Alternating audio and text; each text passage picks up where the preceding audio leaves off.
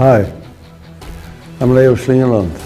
Let's talk with some of the influential people. Let's talk about leadership, religion, but also let's talk about their own life and the impact they have had on other people. So, let's talk. Good evening and welcome to Let's Talk. And you've seen also in other programs we are talking with people to have a bit of a look of the other side of the person than the media most of the time is showing us. And when I call you the name of my guest, Miguna Miguna, a lot of people said, I know him. He's that aggressive guy on TV and he's always pulling down people and probably want to become the governor. Yeah, that's the person I'm talking with. And are you so aggressive, Mr. Miguna? I'm aggressive against thieves. I'm aggressive against drug dealers. I'm aggressive against the merchants of impunity. That I am apologetically aggressive against. But you see, this is evil. These people represent what should not be the norm. In functioning democracies, criminals should be rehabilitated, if they can be rehabilitated, in prison. But in Kenya, they glorify them and elevate them to positions of power. So when they say Miguna is pulling down people, I'm pulling down the scum of Kenyan society. And those people need to be pulled down. But I'm not pulling down the average Kenyan. I'm not pulling down the honest Kenyan, the Kenyan with integrity, the hardworking Kenyan. No, of course not. The thing is, I always like to look back a bit in history. Where have you been born? Where are you born? I'm born in this country, yes. Yes, in which area? In Nyanza. In Nyanza. Were your parents rich? How was the family? Can you explain a bit? I grew up, you know, this is the thing about Kenya also, is that they think I just arrived and have become a national sensation out of nowhere. When I was born, I didn't find my father. My father had died when my mother was pregnant. And so I was born to my mother, who was a widow. She raised us, 7 of us, working, tilling the land with our own hands. When my father died, my father used to be a businessman. He used to trade in cattle. He was affluent in the village in terms of being able to cater for his family. But when he died, because Luo Nyanza, even up to now, is very traditional, my brother's, my father's brother, my uncle, took away everything from my mother. Took away the cattle, took away the land. So basically, my mother was just left like that. So she struggled. So when I talk about injustice, and you know I was the last born, so I could see my mother struggling. I grew up just seeing suffering, real grinding poverty. This was a poverty that was going to be cyclical. So I buried myself in the books and escaped poverty through that. And in my year, only 3 students passed the CPE, the primary education exam. And out of those 3, I'm the only one who went to university. So that is the situation. How did you finance that? Or did they help you? You see, the first year, my mother sold the only cow she had. Then the teachers took pity on me because they knew I was doing very well. They knew where I came from. And they made a decision without telling me that they would harass me here and there. They would chase me away. But in the end, they would not let me not do the exam. By the time I finished Form 4, I had a balance I can't even remember because they just waived it. They told me to do the exam. I did. I went to high school. The same thing happened in high school. Now, I was hearing you, when you were speaking in a church, you were mentioning some parts of the Bible. Yes. Were you Christian at that time? Did you believe? I was raised a Christian. But raised a Christian or being a Christian? Well, you see, I was a Christian. I have been a Christian, although I don't go to church as much as I used to. Now, the church doesn't make you Christian or not? No. The reason why over the years I've not been as a churchgoer as I used to was the hypocrisy that I saw. As I grew older, as I saw people get into positions of power in the church, as I saw them join the misappropriation of public funds, the same way the politicians were doing, I became disgruntled. So I said, look, as a person, Miguna, the person, I don't drink, I don't smoke, I don't do anything that is unchristian. So I said, the church is not what will make me a Christian.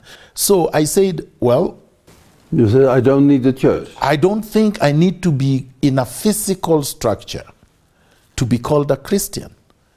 Because my life, my entire life, my morals, my ethics, like I practice law, I would never misappropriate even 1 cent from a client. And I have never done that. I've practiced law for 23 years, and not one client has taken me to the Law Society of Upper Canada. Not one to complain that I did something wrong. So that makes me happy. And as an African in Canada, you have to walk on your toes, isn't it? Yes. I mean, let's be honest. They scrutinize you more than they scrutinize everybody else. That's what is happening. Yes. And that's not abnormal. It happens all over the world. And some of us are used to it. Yes. Then came you studying, and you studied law. Well, before I studied law, I studied politics and philosophy.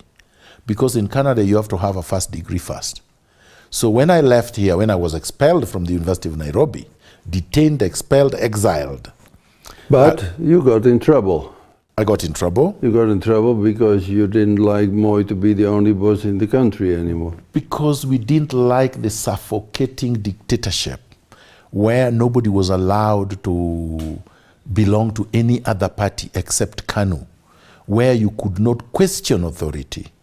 When I became a student leader, and we had had a campaign that was against Moi projects, Moi had student leaders that they wanted to impose, and we campaigned successfully against that.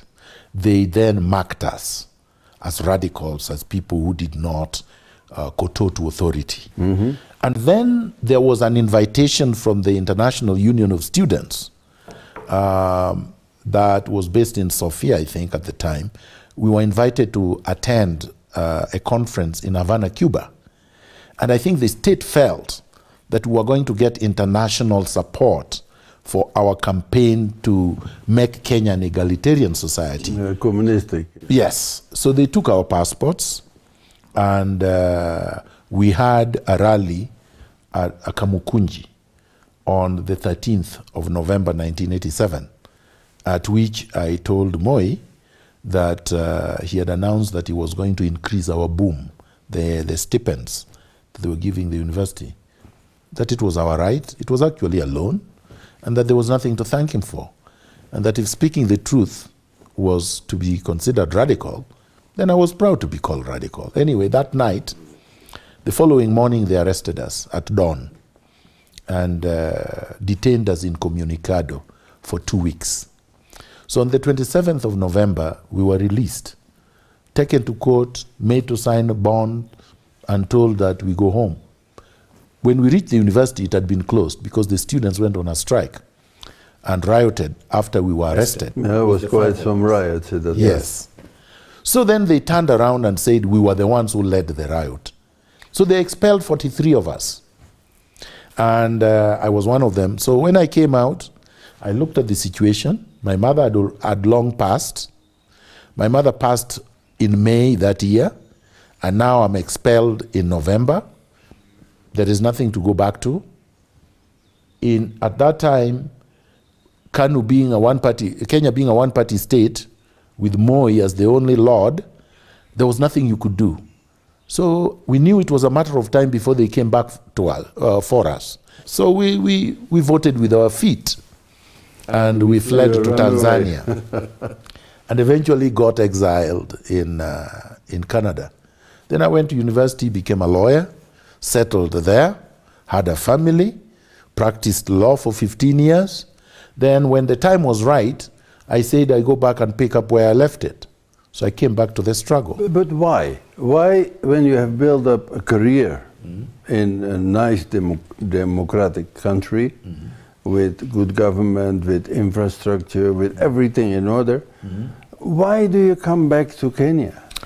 Because I left unfinished business. I did not choose to be detained. I did not choose to be expelled. I did not choose to go into exile. It was forced on me. In fact, when I went, the intention was to stay there for exactly 3 years and then come back. Then after 3 years, we realized Moi was still now very fortified. And there was nothing. If you came back, you're not going to find employment. You're not going to find any way of fighting Moi. So, but I said we had to continue with the struggle. Kenya, when I went to Canada and saw how democracy was in operation, and saw real substantive integrity in governance, I saw zero corruption in government. I saw leaders that were brought down or voted out based on very flimsy stuff, not the kind of things that were happening in Kenya. Leaders who are not taking money, kickbacks. No poor people. Poor people in relation to the rich, but not poor as we know it here. No slums as we know it here. Everybody has, there is universal compulsory health care for everyone. Everyone can see any doctor they would like to see, including the doctor the Prime Minister can see. You see what I mean? In Toronto City, where I have lived, and I lived for a long, long time, there are 48 referral teaching hospitals, 10 times each one of them the size of Nairobi Hospital. So when you look at that, and the tax base is the same as in Kenya. You don't pay any more on tax. You don't pay any more in tax. And yet here, for example, in Nairobi, for places like where I live, where we have garbage collection, we pay for it, separate from tax. I pay for water, separate from tax. We pay for security, separate from tax. So what I'm saying is this: why don't we have it here? Why can't I have it here? Why can't I help bring it here? You see, these are the questions. So when they say I'm aggressive, I'm telling them it can be done. There is no reason why a politician has 3 or 4 helicopters with 2 fixed wings when there is poverty everywhere. I'm saying this greed, this rapacious grabiosity is ungodly. And we have to get rid of it. Of course, the media is owned by the same people that I'm talking about. So they would want to caricature and mischaracterize my message.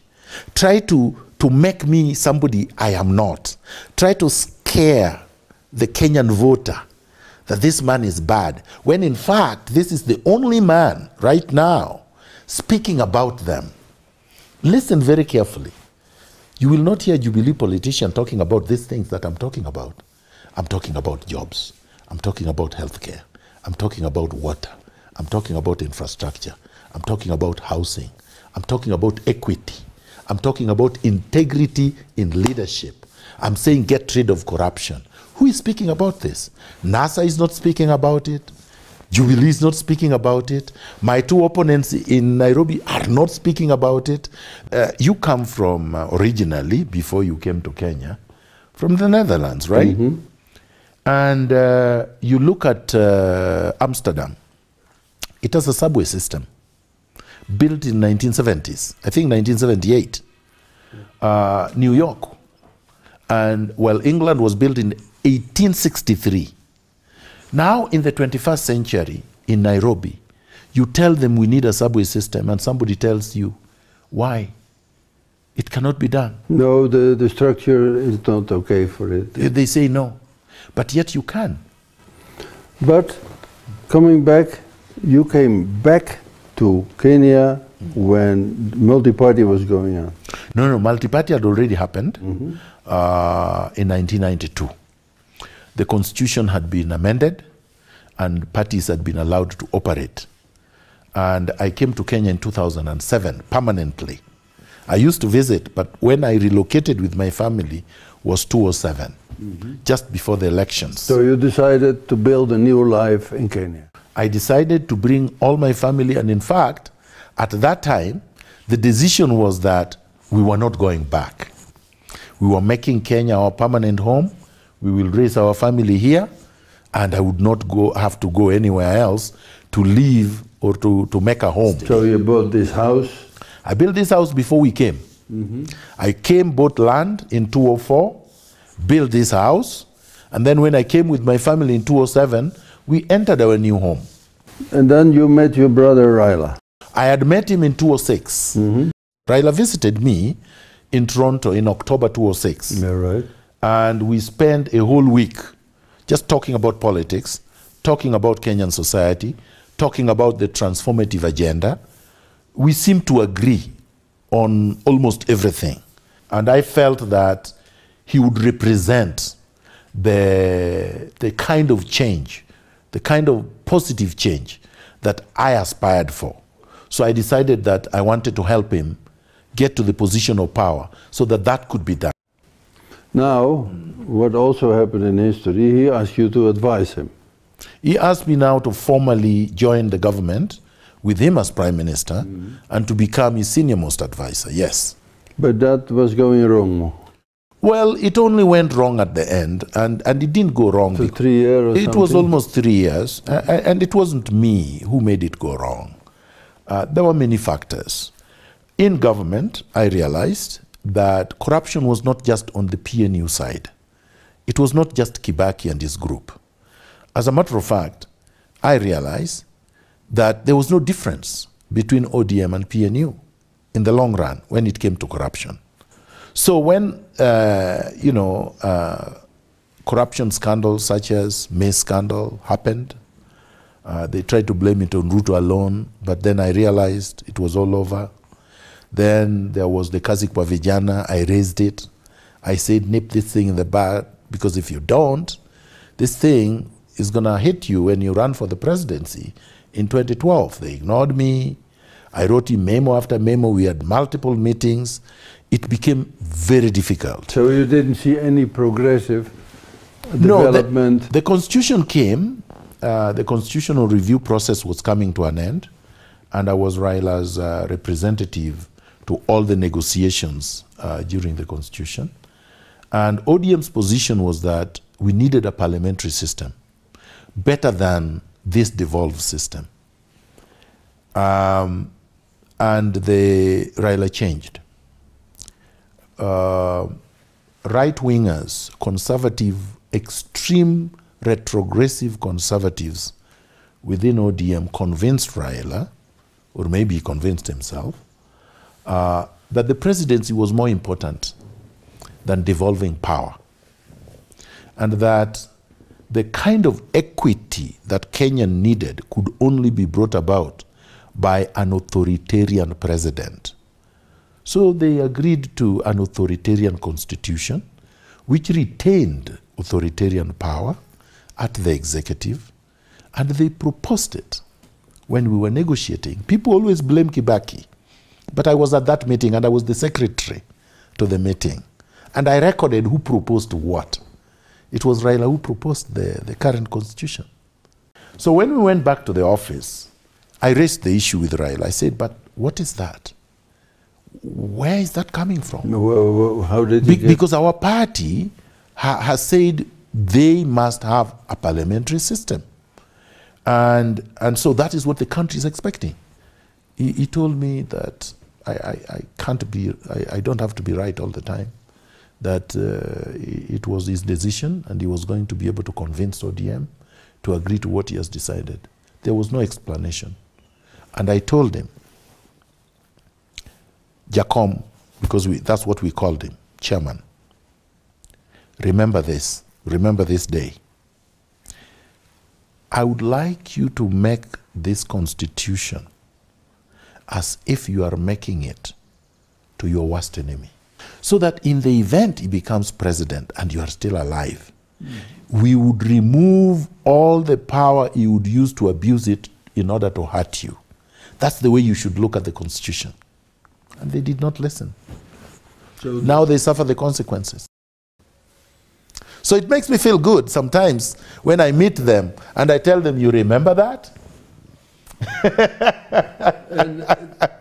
Was that one of the reasons he thought I have to get rid of Miguna Miguna? No, that was not the reason. And let me explain today what the reason was. There were many reasons.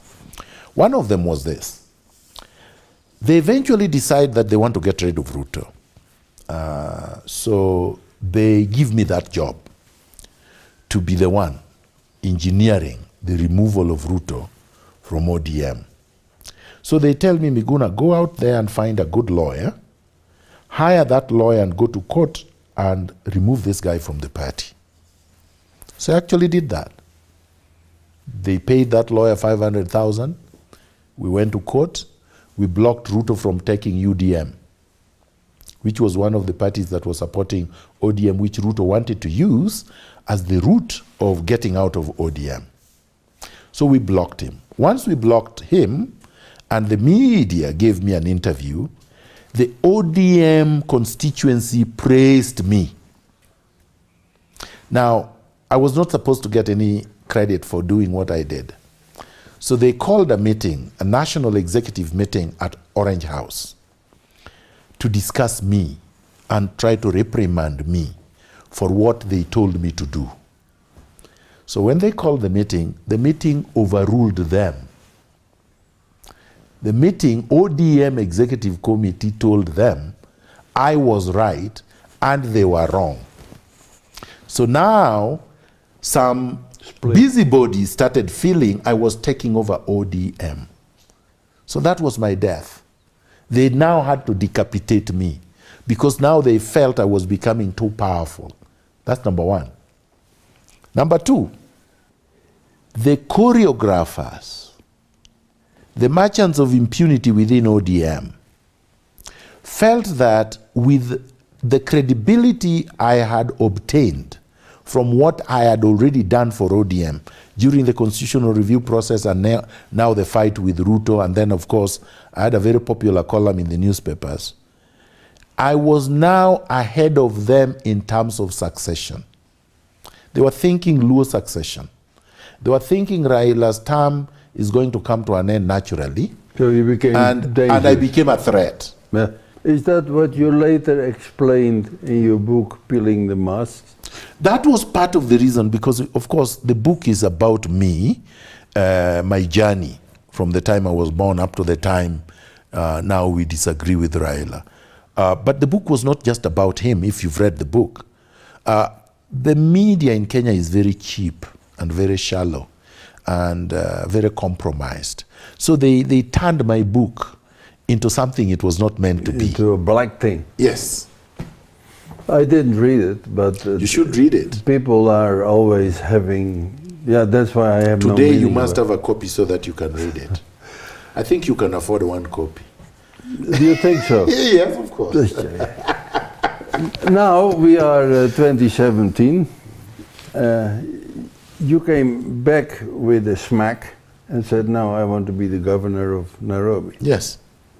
Why is that? Where is that coming from? Well, first of all, I told you of the unfinished business. And then my background.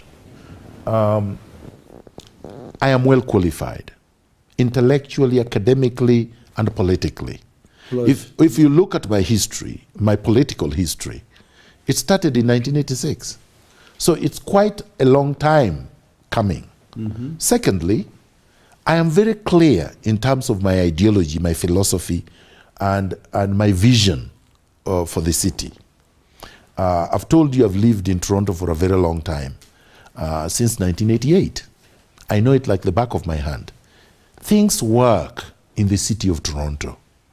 The transit system, what we call the metro, the Metropolitan Toronto Transit Service, works like clockwork, to the extent that leaders like governors, prime ministers, don't drive. They just board the train. You've seen it in London. It's in many cities. Yeah, in Holland they go on a bike. Right.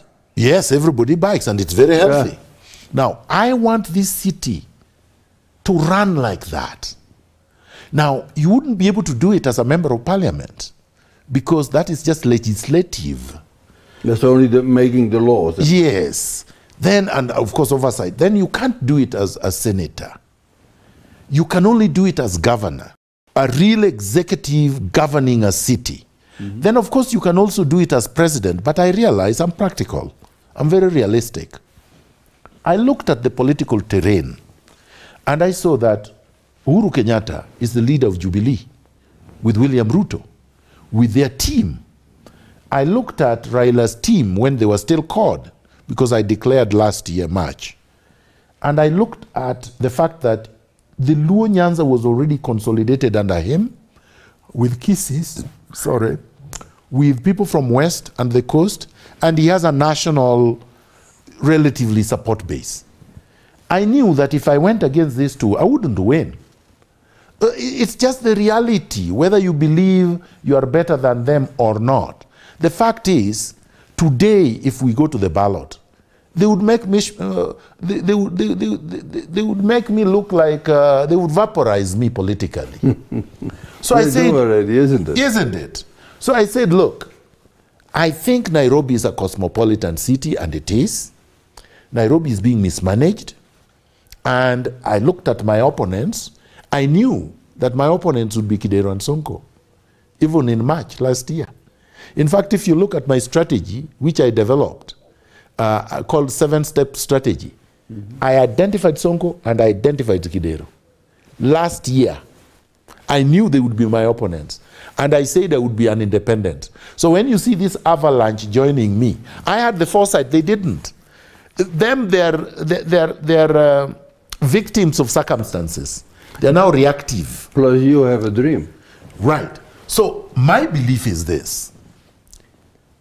I become governor for 5 years. I am able to eliminate corruption in City Hall. I am able to audit all the assets that have been stolen, including land.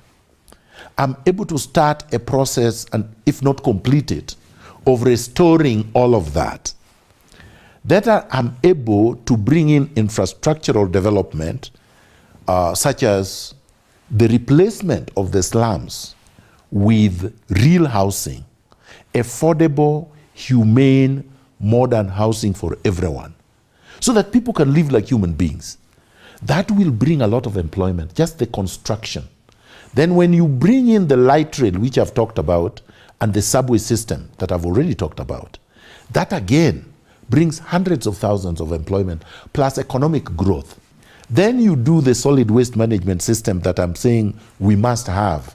Because when you go to Sweden or Norway, there is no garbage. In fact, they're looking for garbage. And they turn this into power. Money making. Yes. You create a modern city which is livable. But you need more than 5 years then.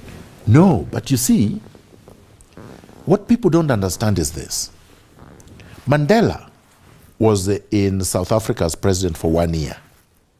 If the subsequent leaders continued on Mandela's terrain, South Africa would be a thriving economy and a thriving democracy. All you need is just 5 years to set that tempo. It has been done before in many, many other societies. I believe in transition. I believe in inculcating leadership skills and ethics in new young leaders so that it can continue. If one person holds power for too long, you are actually stifling society. Yeah, that's not a good thing. It is not good for society. So I believe that if you go there and stick and stay for long, that would not be good, because there are young people just like you, even better than you, but who have not found a platform to be able to demonstrate that they are good. So the moment you leave, they are able to audition themselves to the public also. And that's what I intend to do. Then I can do something else. When you don't get through as a governor, are you going back to Canada? Well, no, not necessarily. You see, I'm in Canada to work. Just like today, there are Kenyan diplomats working in Canada, working in Europe, working in North America, all over the world. A person has to earn a living. And if I can't earn it in Kenya, then I would earn it elsewhere. So when I went back to Canada, for example, in 2012, I just went to work because I realized here the clients would not come. Most of the clients are probably compromised already, or they fear that I would not be able to do what they want, which is usually that they give you money to go into dark alleys to give to judges so that they can get judgment. And me, Miguna, I just want to go there, practice law, win my cases honestly. And that is not the way it is done in this country. Thank you for this open interview. Miguna Miguna, I think that was the other Miguna Miguna. And it is up to you if you think he will be a great governor or not. But I think you got a bit more information about the person. Thank you for watching. Thanks.